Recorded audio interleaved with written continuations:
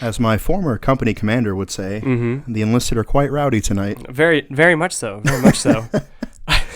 Welcome to the Smoke Pit. Hey. My name is Dan Sharp. I am your host, Marine Corps infantry veteran. My co-host, Mike Sensi. Mike Sensi here, active duty Navy. A veteran of multiple deployments, both real and fictional. Whatever I choose to decide that day.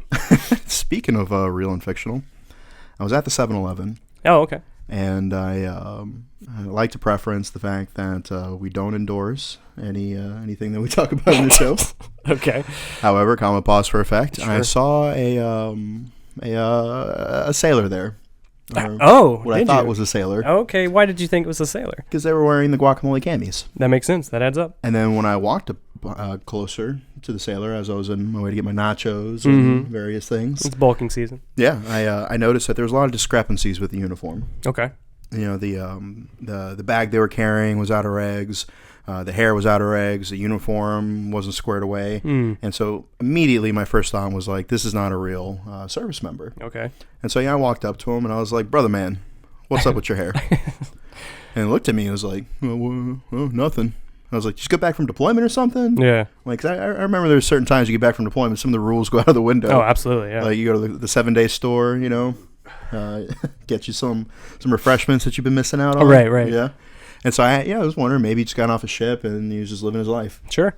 And he's like, no, I don't know. I kind of looked at him for a second. I was like, all right. I just walked away.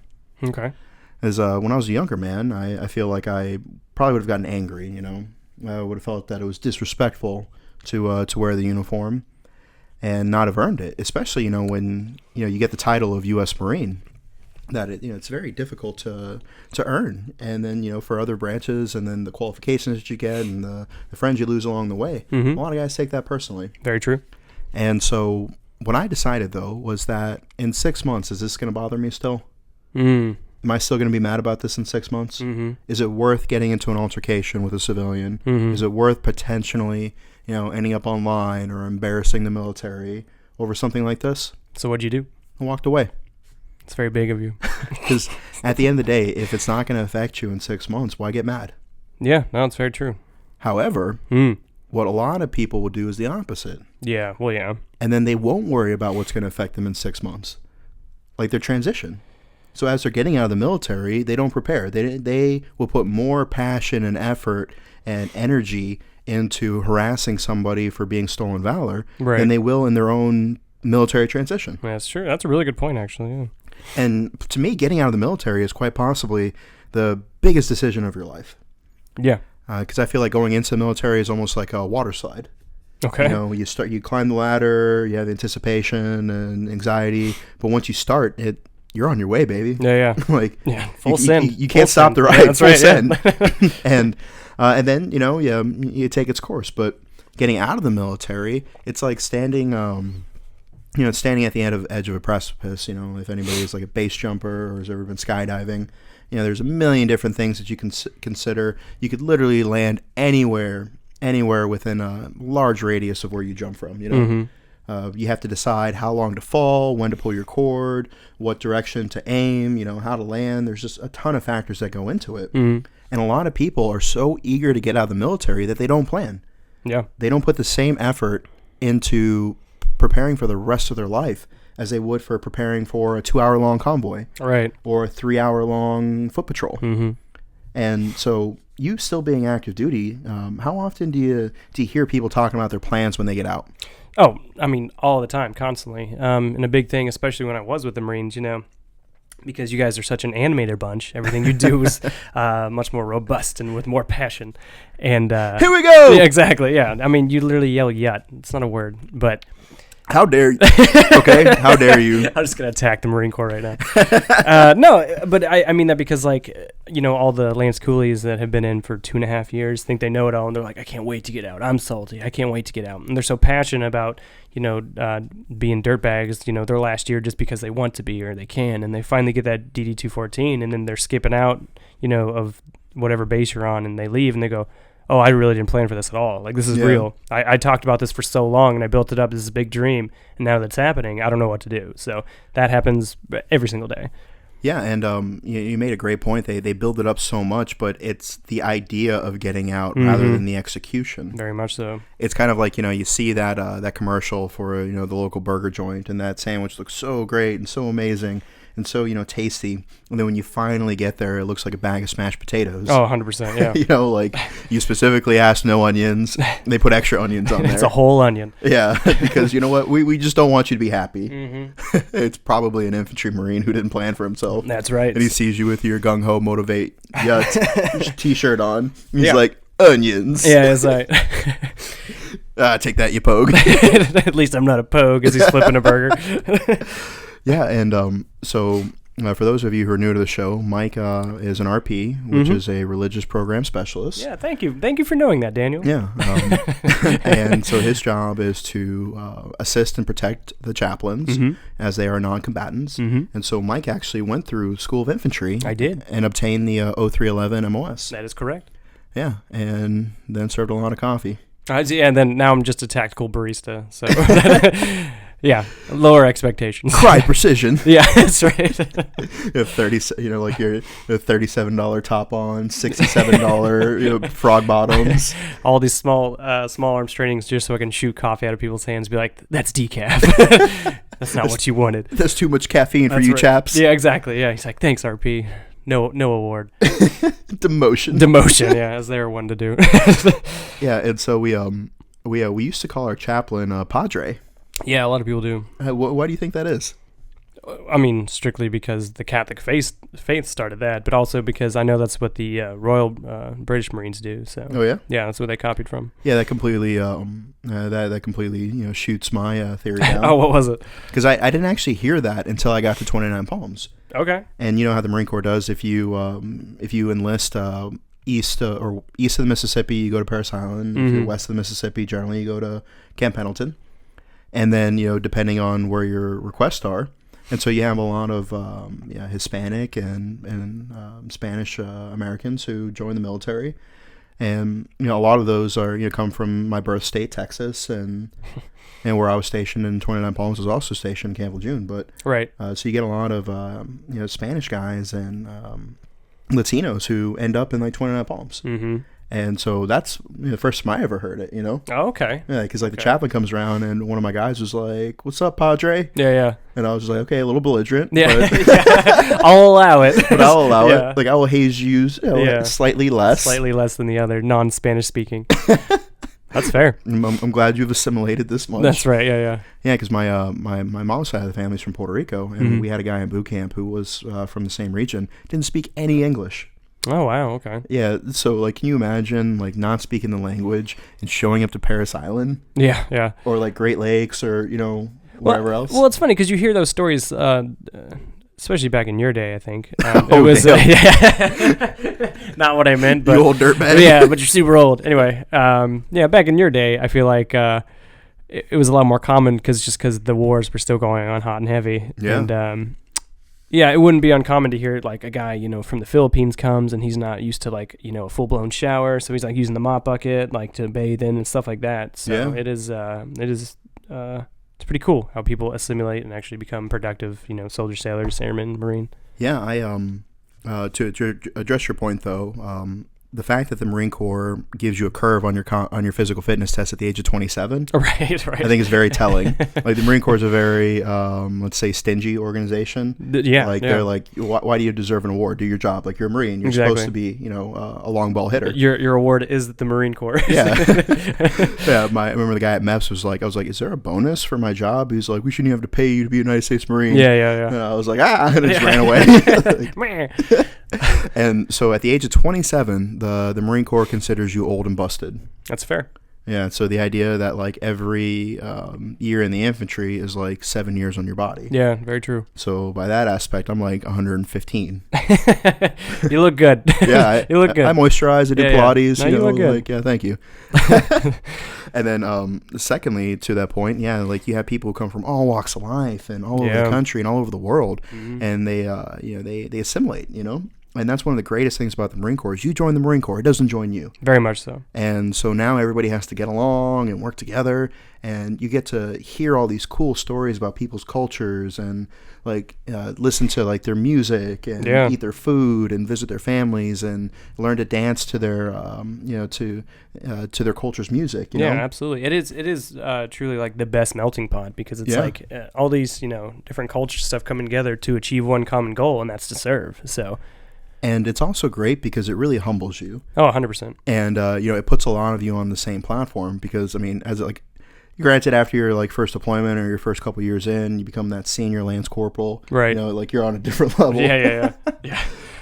Which, for those of you who don't know, a senior lance corporal is generally somebody who's either deployed or holds a billet of somebody higher. Because the Marine Corps does a great job of delegating leadership to the lowest level possible. Yeah. Which is good. Yeah, no, 100%. Until you get your paycheck. Right, yeah. Not getting paid enough for this. Yeah, you're just like, oh boy, I love being a Marine. I'm Semper Fi feeling it. And then you get your deposit. Take your $200 and go away. Oh yeah, by the way, you have to spend half of that on this gear inspection. Exactly. And haircuts. And you have duty. Yeah, but despite all that, some of the happiest moments of my life were in some of the worst conditions. Yeah, absolutely. There's plenty of memories that I have just seeing, these young devil dogs and their smiling faces. Yeah. They're completely dirty and like they're sweaty and like their hair sticking to their forehead. You know? And they're just out on, in the field or deployment or whatever the case is. You look over this guy, he's got the biggest smile on his face. Yeah. Like, hoorah, gung-ho, motivate. Right, yeah. You're like, hey, warrior, how you doing? Yeah. Like, oh, Sergeant, I'm doing great. Living the dream. That's actually making me pretty nostalgic. I'm not even going to lie. But like the best thing about that, though, is you look at this kid and he's got nothing, Yeah. Like, he's hardly got any money in his bank account. He's got a dangerous job. He's in an austere, unforgiving environment with harsh conditions, surrounded by enemies on all front. And he only has two things. One, the rifle in his hand, and two, the knowledge that his boys have his back. Yeah, 100%. And then once you get back from deployment, you turn in that weapon, and everybody goes home on leave for 30 days. And the only two things that you had in this entire world are gone. Yeah. And it's very difficult. It's very difficult, yeah. Yeah. Whether you deploy to a combat zone or not, like, deployment is a deployment. I will preach that all day. And, upon returning, just like you said, it is rough because you take away those things that had your security and just brought you joy, and then you legitimately turn it in. So it's a tough transition for redeployment. People don't talk about that enough. Yeah, and that was a great point you made. Because I have 5 sea service deployment ribbons. 3 were to, I guess you could say all of them technically were to OIF or OEF deployments, but 3 were to either Iraq or Afghanistan, then 1 was to Jordan and 1 was to Cuba. And so I'm like, I deployed to Cuba, and like, that's not a deployment. I cannot stand that. And I'm like, oh, I'm sorry. Are you the governing authority of the DoD who determines what deployments meet stipulations? Yeah. Well, no. So you're not. So the people who decide what a deployment is gave me a ribbon for this. Exactly, and it's like so get a parade rest boot. Well, 100%, because like it doesn't matter if you're going to a combat zone or not. A deployment dictates you're deploying from the United States. You're leaving your family and friends behind to go support whatever mission you're supporting. Like, it doesn't have to be a gunfight every single day. You could just go to Okinawa or Korea. You're still deploying. It's not a combat deployment, but it's a deployment. You know what I mean? I agree with that. You're still packing a sea bag and leaving everything behind. Exactly. Trusting that your significant other will be waiting there with a full bank account when you get back. And they always are. They always are. I have several questions. Yeah, this is... but EP, this is killing me, just so you know. And so like and that's a very important distinguisher. Yes. Because I know people who are like, yeah, I'm a combat veteran. Like, yeah, okay, you deployed to combat. Did you see combat? Right. And so it's like you kind of get in a little bit murky area. But if you're like, yeah, I deployed here, I've even with everything that I've done, I've never been the type to be like, oh, that's not really a deployment. Right. Like, no, like why do your accomplishments feel threatened by other people's accomplishments? Right. You obviously aren't very proud of yours if you're being threatened by other people's words. So. Yeah. This was actually a debate I had, well, not really a debate, more of a discussion the other day, in that a lot of people, they deploy to Iraq, Afghanistan, or wherever, and they say they're a combat veteran, but they never left the wire.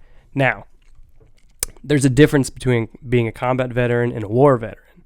You can be a veteran of Iraq, Afghanistan wars, but doesn't mean you're a combat veteran. You know what I mean? I get that. So to an extent, yeah. so a lot of people, and I'm not being like, oh, you know, he or she's a fobbit or any of that nonsense. It's just your job's your job. Who cares?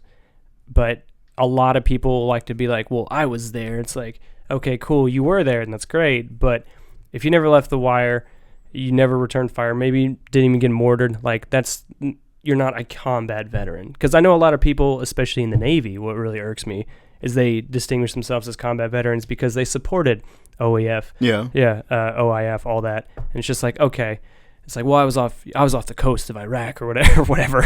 It's like, cool, but you're not a combat veteran. That's such a different title to have, but that really irks me because a lot of people, and now like the Navy has been known to give out the combat action ribbon for like ships that come under fire, and that blows my mind. That entire ship staff will get that, and then the Marines on board won't. So it's either fair or it's not. But yeah. I always make the joke. It's like, so there was one back in the day that like somebody came on the pier and like shot an RPG at the ship, missed it completely. Yeah, 900 meter. Yeah, it wasn't even close. Like security gunned him down. Like there was no real threat, and then the ship deemed it appropriate to give everybody on board a combat action ribbon because they had seen combat. And so the joke that was going around a lot was like, you know, some cook in his rack after working, you know, 15 hours finally gets some shut-eye, and somebody from, you know, N1 comes up and shakes him and is like, hey, you need to update your record. You have a combat action ribbon. And he's like, oh, okay, then just rolls back over. Oh, cool. Yeah, oh, cool. Yeah, meanwhile, you know, there was a Marine in Marja. Right. You know, Exactly. whose S1 forgot to run his paperwork. Exactly. That's what I'm saying. Bandit's still bloody. You know? Yeah, right, yeah. Because somebody went over an IED and didn't get a return fire. So it's like, well, you technically don't raid a car, you know. Yeah. So. Oh, God, I hate those technically people. Yeah, I hate them. And so it's kind of funny too that that you said that, where you know, the idea that, you know, somebody like, okay, like you can be a combat veteran, I'm not gonna take that away from you, or whatever. Sure. Like I said earlier, live your life. Like, 100%. Yes. Like, you don't pay my bills, I don't pay your bills. Exactly. Yeah. Unless I do pay your bills. Yeah. And then some of these. And so you have people who, you know, they're like, yeah, you know, like kind of a throwback to our lasagna episode. Yeah. Yeah, check us out on iTunes and Spotify if this is your first time listening to us. And YouTube as well. YouTube, Instagram, Facebook. And so there was a young lady who was very upset with somebody for something. Yes. And, you know, she gave him what for. The old what for. Yeah, and, you know, she'd been in the Navy for half a heartbeat. And she's like, I'm fighting for your freedom every day. Woof. And it just took, like, everything that I had to be like, no, you're not. No, simply no, you're not. Yeah. No, like, not to take away from anything that you've done by serving, because that's still more than 99% of people have done. Very true. But you can't go around telling people you're fighting for their freedom every day if you're not fighting anyone. Yeah.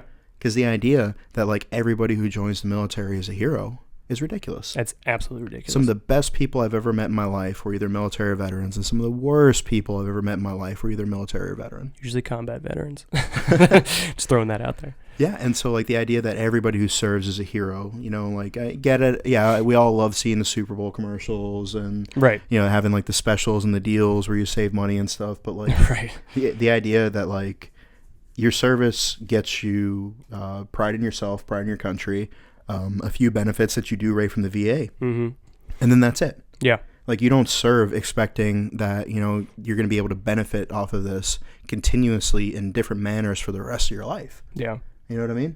And then, like, people who are just be like, oh, well, my brother's in the military. Do I get a military discount? Yeah. Like, that blows my mind. Yeah. Well, I mean, people just in general, like the whole, like, well, what's in it for me? And the military culture really highlights that because it's supposed to be a selfless act by, you know, joining the military, but it's still full of selfish people, unfortunately. And so you kind of have to split the difference, because there'll be a lot of people out there that, you know, they'll go through extraordinary things in their life in the military, and they'll get out, never talk about it, never ask for anything. They're just going to die face down in the mud in quiet soldierly virtue. That's right. You know, they don't want anything. They don't want any special consideration. You know, like, I'm not special because I served. And then on the other, you know, end of the spectrum, you have people who, you know, spent 2 weeks before they got kicked out, and they're still asking for military discounts. Yeah. You know, and so you kind of have to ask yourself, like, where's the happy balance? Yeah. No, it's true. I don't think we'll ever find it, unfortunately, but I'm always looking. So, like the Marine Corps leadership principles teach us, you know, you want to know yourself and seek self-improvement. Absolutely. And so as you're trying to discover what your happy balance is, your find your center, just become more of a complete warfighter. You have to ask yourself several very hard questions because you're not always going to have the right answer. You're not always going to know everything. But at the end of the day, what really matters is your ability to find a solution, your ability to improvise, adapt, and overcome. And our former Secretary of Defense, a man many of you may know, a little name of Jim Mattis. Wah, wah, wah. Have you ever heard of him? A little bit. Yeah, okay. Yeah. For those who've been around, he recently did an article in the Wall Street Journal where he said something to the effect that the Marines teach you, above all, how to adapt, improvise, and overcome. But they expect you to have done your homework. You must have mastered your profession because, and I'm paraphrasing, amateur performance is unacceptable. He used a $10 officer word. Yeah. That I had to Google. Yeah. And so I figured if I had to Google it, then the knuckle draggers listening to this, they stood no chance. Yeah. But, not to take away from the message, though, is that, you have to be the type of person that seeks answers, that if there's a problem, you try to solve it. Yeah, and so like the idea that amateur performance is, I'm going to try to say this word, anathema. I think that's what it is. Atlanta. Atlantis. Yeah. The fact that, it's just not tolerated, You can't expect it to be a United States Marine or a United States sailor or airman or soldier, whatever the case may be. Coast Guardsman. Yeah, and be an amateur. True. Very true. They expect you to do your homework, and because nobody's going to hand you the answers. Anathema. There we go. Hey, Atlanta.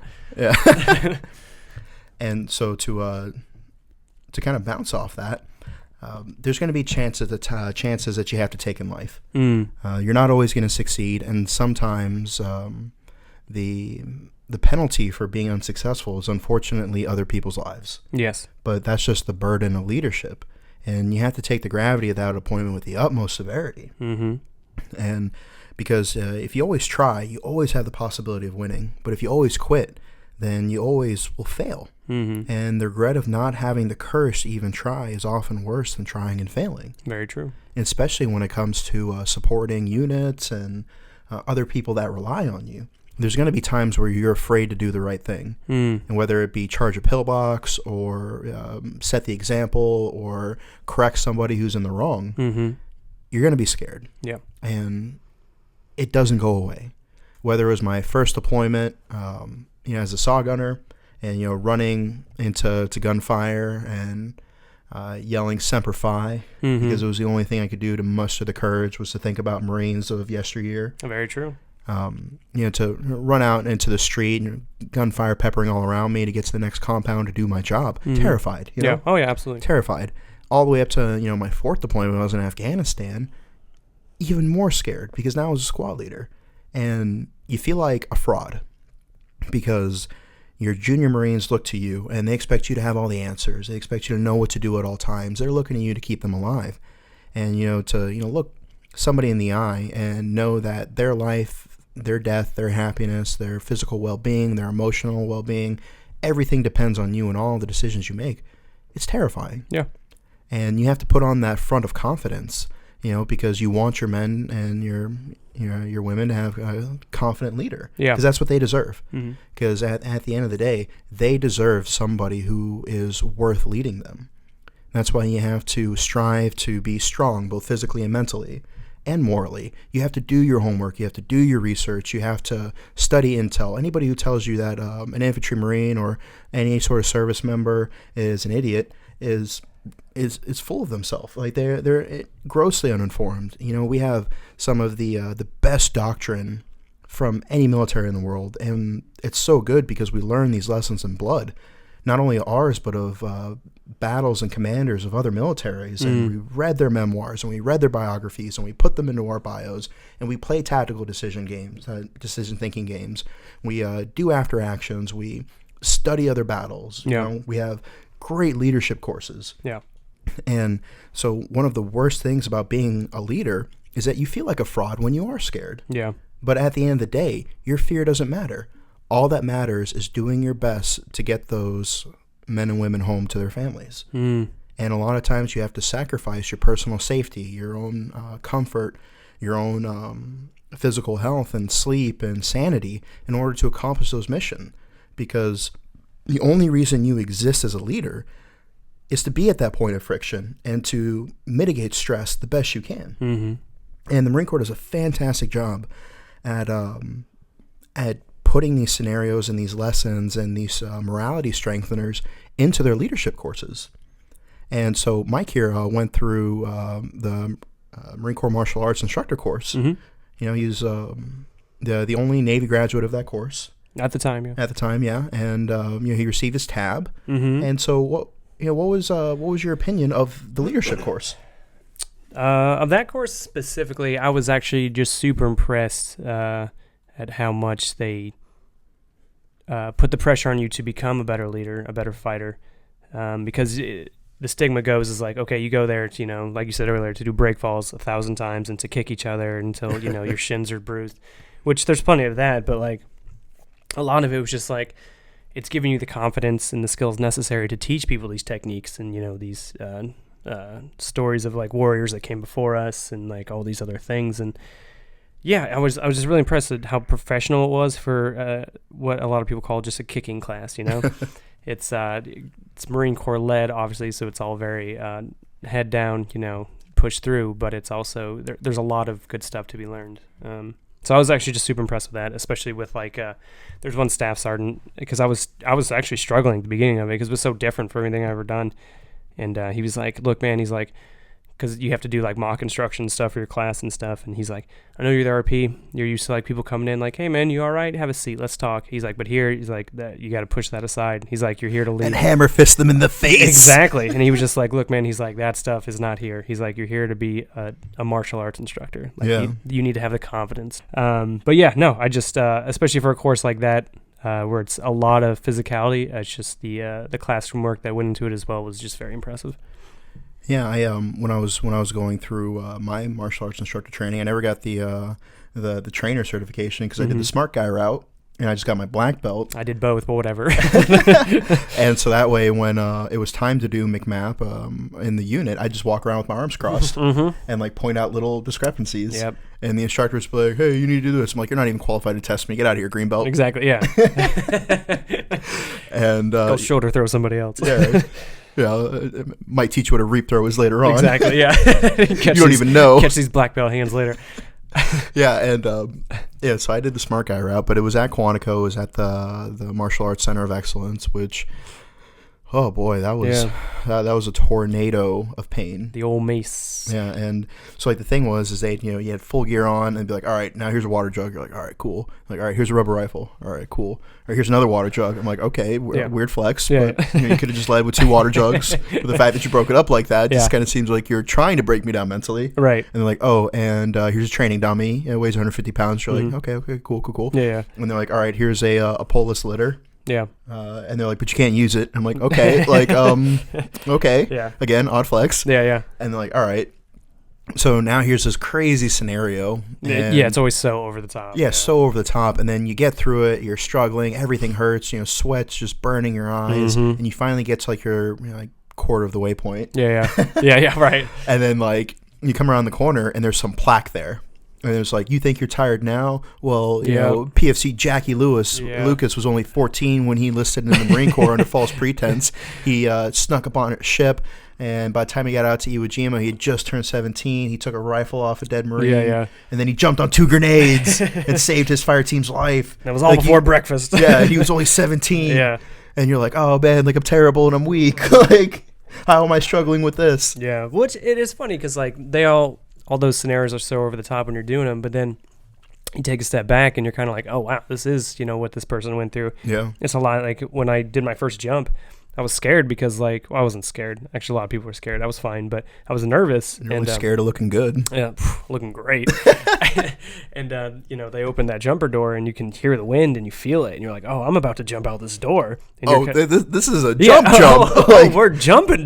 I'm in a plane. Like And, we're high up. Yeah, and so I'm looking out the door, and I'm using military equipment.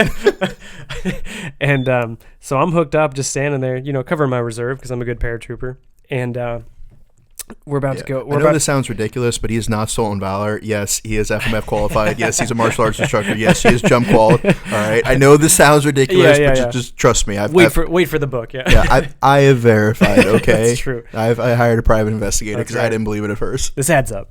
And so I was kind of the same way in that, where I was just like, oh man, and like you can kind of feel your knees going weak and stuff, but at the same time, in the back of my mind, all I can think is like, man, think of the dudes who did this into combat. Like, I had to like visualize like there's like gunfire and like people falling out, and like the people that did this had such intestinal fortitude. Like they just closed their eyes and they went with the mission. So I was like, I can do this at Fort Benning. You know what I mean? Like that's an easy day. So. Yeah, because I mean, to be fair, nobody in the Army has a combat jump right now. That's true. That's true. Sweet bird. Yeah, airborne's irrelevant. Yeah. Good luck with your blown out knees and back. Being crippled by the age of 23. It's weird for a grunt to say, but oh wow! I'm on both sides of it. I thought we were friends. Yes, we are best friends. Best friends. It's true to your point. Yeah, true to your point. And also, if you don't know, Jackie Lucas, he actually did jump on 2 grenades. He survived. He was awarded the Medal of Honor. Yep. And then he went airborne. Yeah, he did. And he jumped, and his parachute didn't open. Real story. Look it up. And his platoon commander, because he said he was doing this to get over his fear of height. Like, this man pulled 2 grenades under his chest, but he was scared of heights. Yeah. That just tells you, like, everybody has fear. 100%. And so he jumped out. His parachute didn't open, and it was a low jump. It was one of the first ones, you know. And it's not like skydiving. Like airborne jumps start off like very low. Yeah. And because it pulls your line for you as soon as you go out, so your parachute immediately opens. Not that you're going very slow, very fast, but like, I mean, you're going super fast. Yeah, that's what I meant. Like, it's not like you're going very slow. You're still going fast. When you hit the ground. And so his platoon commander was like, he was the last one out, but the first one to hit the ground. I love it. And he survived. I love it. Of course he did. And then he died of like some ridiculous, like melophysioma. Lupus. Yeah, like he didn't seek financial compensation when he should have. Yeah, it was combat earplugs. Yeah, some ridiculous disease. Yeah. That he probably got from drinking the water on some base, 100%, yeah. And so... And you get there and you read the citation. Now you just feel like a dirtbag, like feeling tired, and like you slept in a warm bed the night before, like you had a hot breakfast that morning. You took a shower, yeah, and then you get slayed again, and you get to the next one, and they're like, well, I think it was Colonel Fox. EP Mike, can you look that up? Colonel Fox. Actually, it was John Ripley. Yeah, that's right. Thank you. John Ripley. He was.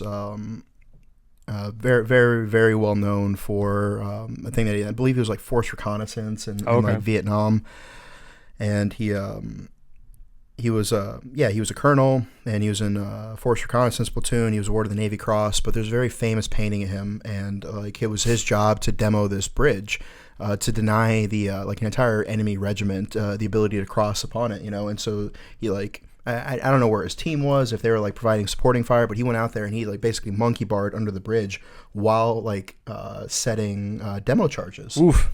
And like this like entire regiment of like NVAs like shooting at him. Yeah. And they're just missing terribly. Of course. Well, yeah. They didn't have those good PMIs in boot camp. That's right. Yeah. And so he's sitting there and he's got like dozens of pounds of weapons and gear and explosives on him. And he's monkey barring under this bridge under withering enemy fire. And it's like he just woke up and showed up to PT to do it. Like he'd already been on mission. Right. And he rigged this bridge to blow. He got off and he blew it up and denied the enemy access to this bridge. He was awarded the Navy Cross. And so they're like, all right, because he did it, monkey bars. Yeah. Like, I love it. I love it. And so it's like that, like you go through these leadership courses, and I remember I was in a corporal's course. I had just left 3rd Battalion 6th Marines, and I went up to Quantico to be an instructor at the Basic School for Officer and Infantry Officer course, and I went to corporal's course, and it was the first time that I'd ever been around non-infantry Marines. Okay. Like we had maybe like an engineer here or there, but they're usually asleep in the Humvee. Right, of course. And obviously the corpsmen, but those aren't really considered non-infantry. Like, it's like one of those things where like you can tease them, but if anybody else called your doc a pogue, of course, instant hands. Yeah, even if he is a pogue, even if you're a pogue. Yeah, exactly. And one of my best friends was an S1 clerk, and he was very mad about something, and it was something regiment wasn't doing. Like they weren't sending him like the paperwork that he needed to file the travel claim for this Marine who needed to get to a course. Mm-hmm. He's like, oh, those pogues up there, and I was like, bro, like he's like, no, like yeah, he's like, let me have this. Yeah, exactly. Yeah, I was like, that is our word. I was just about to say that is our word. But I mean, I like the spirit of which he was doing it. Like, yeah, and so yeah, you got a pogue pass. Yeah, he got one, and so. I was at corporal's course, and I met these other Marines, and it was very interesting, like learning about like what their way of life was like. Yeah, because in the military, you only get like a small snapshot of what the military actually is. Whether it's your squad, your platoon, maybe your company, maybe to an extent your battalion if you have boys in other units, but very rarely do you ever see the big picture. And so I remember being at PFC, and you show up to the range, and like you get issued your MRE and your ammo, and you shoot, and you police call, you wait on transpo, and you go home. But then when I stuck around long enough, and I got to S3, you realize that there's so much more that went into it. Oh yeah, like that operations had to reserve that range at least 30 days ago. Yeah, and they had to deconflict or whatever. And then also did range control. Like range control had to sweep the surface danger zone. Make sure there was nothing back there. Somebody had to plan that range to make sure nobody was going to be affected by any potential ricochet. Mm-hmm. That nobody's going to be injured. Mm-hmm. They had to have all the safety features. You have to have the medevac on standby. Yeah, and like all these things that go into it. And then when you show up, like whoever the ammo technician was, because once again I had to do that. Like, right. It was very bad unit. Like I had like 6 collateral billets. Yeah, and like it was just awful. Yeah. But I did get put on like the water walker tier on my my fit rep. I was very proud nice. of that. Oh, very nice. Yeah. Usually you don't get rewarded. Yeah, exactly. But so you have the ammo system, and like each individual round has what they call a DODIC. I think Department of Defense identification code. Mm-hmm. And so if you like look at the ammo cans, like you have the different DODICs. Like this one is a Mike 8 55 Alpha 1. Mm-hmm. And I think 5.56 was like an Alpha 6.3. It's been a while. No, I don't know. And so you have that, and then like Alpha 6.2 was like the blue tip 5.56, which you could only shoot on certain STZs, and vice versa versus green tip. Yeah. And the blue tip ones were like biodegradable, low velocity rounds. Yeah. And so like somebody had to request that, and they had to do allocations, and they had to do reconciling and all this stuff. And so it's like there was so much stuff that went into this little old PFC me going out there and doing a couple okay, time to go home. Yeah. Like that range was lame. Exactly. Yeah. Like, here's your 12 rounds. Shoot at that tire. Yeah. RP had to bring coffee. We're all doing stuff. Yeah, and so like I started to learn more about this because I think it was Sun Zhao said like for every 1 wagon of troops you have to have 10 wagons of logistics to support them. And so I have all the pride in the world in being an infantryman. Because at the end of the day, the last 100 meters of any battle will always belong to the infantry. Mm-hmm. The poor, bloody infantry is what they used to call them. And because at the end of the day, it's a terrible life to live. Yeah. But however, you can never be arrogant enough to assume that you can do things on your own. Because at the end of the day, if the mechanics didn't fix the helicopters wouldn't be able to fly to give me close air support to pick up my friends who are wounded. Right. And where would we be? And so the fact that the Marine Corps is like 180 some odd EP, can you look that up, how big the Marine Corps is? And only like 30,000 of that is infantry. Mm-hmm. The fact that like only 1/6 of the Marine Corps is actually infantry just shows you how much logistic support has to go into placing that warfighter. Yeah, 100%. With like with the exception of like some really high tier operators, 99% of the military exists to support that 11 Bravo or 0311. Mm-hmm. Like, yeah, there are a couple cool guys with beards that go out and do stuff that, is more national security interests. But as for the other 99% of the military, Marine Corps has 186,000 active duty and 38,000 personal reserve.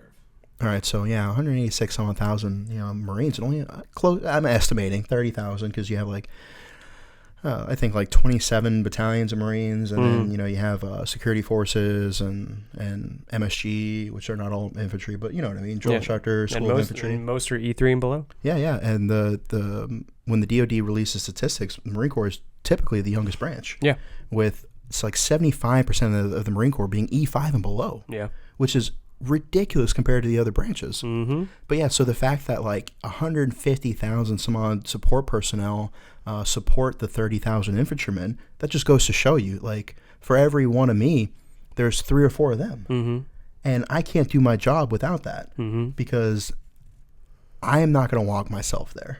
I'm not going to feed myself. I'm not going to supply my own ammunition. I'm not going to supply my own gear. But then at the end of the day, like, if you are on the other side of that fence, because let's play devil advocacy here, like, be humble about your job. 100%. Like, don't go back home and like tell all your buddies that you're fighting every day when you're not. Yeah. You know, you chose your job. Nobody was drafted. Yeah. So take pride in what you chose and be a master of your own craft. 100%. I'm good. So we just wanted to address the elephant in the room. Yes, please. So this did seem probably like maybe like a little bit more PC of an episode. Sure. Because you boys are trying to get elevated. So essentially, let me take it from here. So essentially, we wanted to do one clean episode for larger distribution. Different people, different platforms want to listen to us. And if you are a frequent listener of our show, you know it's very dark. It's very irreverent. It's very over the top a lot Use of the that time. discount code. Yeah, all the discount codes. You know what it is. Exactly. So we if you like this kind of stuff, let us know. If not, it's fine. This is probably a one-off anyway, but I appreciate all the support nonetheless. Yeah, and so for those of you who this is your first time listening, I got bad news for you. Yeah, it gets way worse. It only gets worse from here. Exactly. Same kind of content, much dirtier words. Yeah, and so thank you for listening, supporting us. We are available on all different platforms. Please follow us on Instagram and YouTube and Facebook. Share the episode with your friends. If you have any insights into leadership or space battles or whatever the case is, you know, we'd love to hear it. We love engaging with you guys. We sell merchandise on our website. You can find us at popsmokemedia.com. We got some great stuff on there. And bye. Bye.